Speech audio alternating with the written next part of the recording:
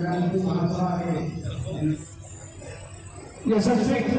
कार्यकर्ता जिनके दम से आज हम सब मंच हुए।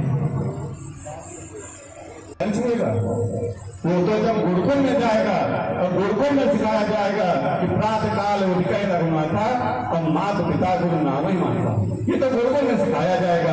मैं कॉलेज व्यवस्था आप कॉन्वेंट कॉलेज में तो सिखाया नहीं जा सकता। तो वहाँ आप अपना जीवन का अमोघ फल खर्चा करके बच्चे को कंप्यूटर बना करके छोड़ देंगे। वो बाद में क्या कहेगा, ये अनाथालय क्यों हमारे यहाँ पे, ये वृद्धाश्रम क्यों?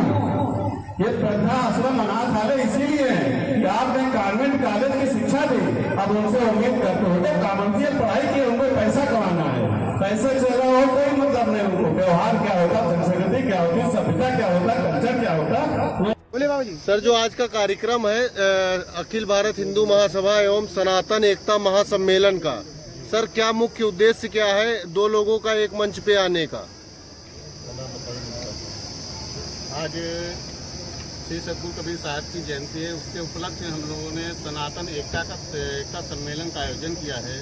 और जिसका मुख्य उद्देश्य है कि जो भी छोटे बड़े संगठन हैं, पार्टियां हैं जो इधर उधर भटक रही हैं, वो सभी एक साथ सनातन की रक्षा के लिए एकजुट हों और सभी एक साथ एक मंच पे। आज मैंने कई हमारे संगठन हैं, कई पार्टियां हैं जिनके राष्ट्रीय अध्यक्ष हैं, पदाधिकारी हैं, सब एक साथ आए हैं और जो कि सनातन एकता पे चर्चा कर रहे हैं। तो इसका मुख्य उद्देश्य ही है कि कैसे हम सनातन की रक्षा करें, कैसे हम सनातन बोर्ड का गठन करें, कैसे हिंदू राष्ट्र का गठन करें।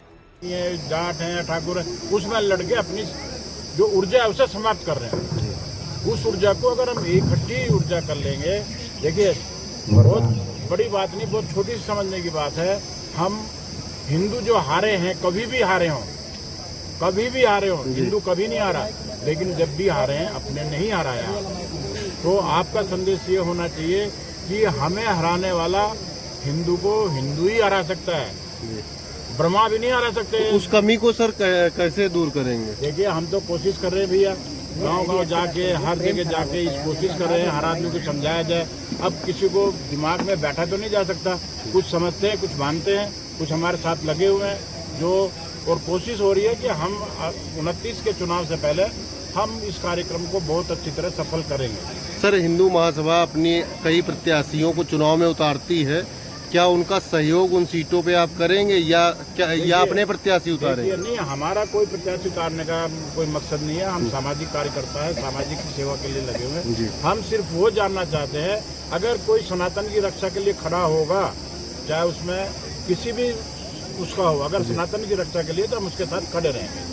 हमारा भी संगठन भी और भी संगठन हमारे साथ जुड़ने जा रहे हैं, वो सभी संगठन अगर सनातन की रक्षा के लिए कोई भी आदमी खड़ा होगा तो हम उसकी सबके लिए अपनी जान भी देंगे और रक्षा भी करेंगे। ठीक सर, धन्यवाद।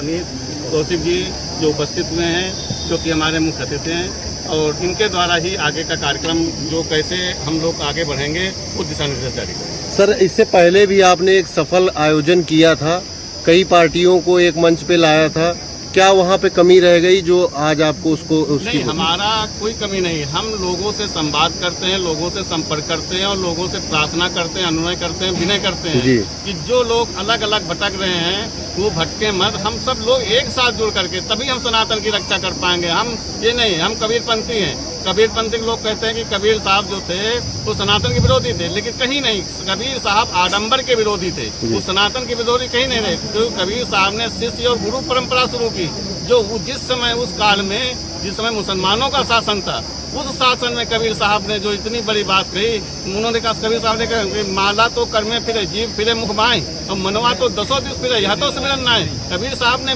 माला फेरने का विरोध नहीं किया।